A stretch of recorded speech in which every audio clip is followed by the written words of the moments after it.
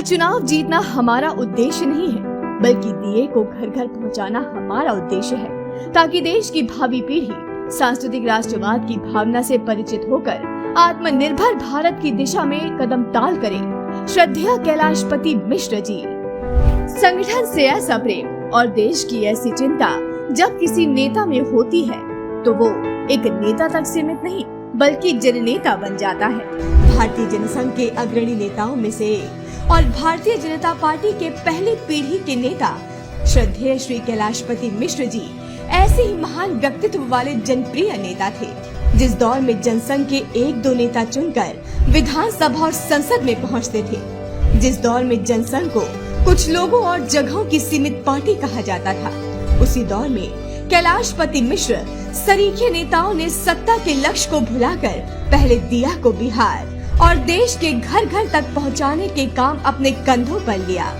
कैलाशपति मिश्र जी के ही परिश्रम का नतीजा था कि 1967 में बिहार में जनसंघ के 26 विधायक जीते और पहली बार यहाँ गैर कांग्रेसी सरकार अस्तित्व में आई।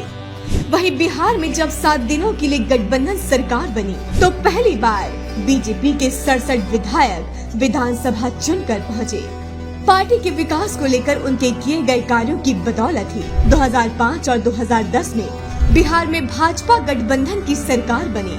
सत्ता को नहीं, जन कल्याण को लक्ष्य मानने वाले मिश्र जी को जब कर्पूरी ठाकुर की सरकार में वित्त मंत्री जैसी महत्वपूर्ण भूमिका मिली तो उन्होंने सरकारी नौकरियों में पिछड़ा वर्ग को 26% आरक्षण दिया, जिससे पिछड़ा वर्ग की आर्थिक स्थिति सबल हुई।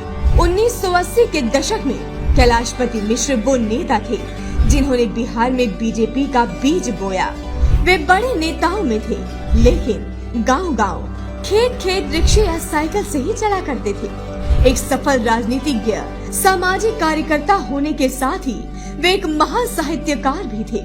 संगठन से ऐसा प्रेम और देश की ऐसी चिंता जब किसी नेता में होती है तो वो एक नेता तक सीमित नहीं बल्कि जननेता बन जाता है। राजनीति में रहकर भी सरलता, सहजता और सादगी के प्रति अपनी दृढ़ इच्छा शक्ति पूरे बिहार में भाजपा को पुष्पित और पल्लवित करने वाले श्रद्धेय कैलाशपति मिश्र जी आज भाजपा के करोड़ों कार्यकर्ताओं के लिए मिसाल हैं।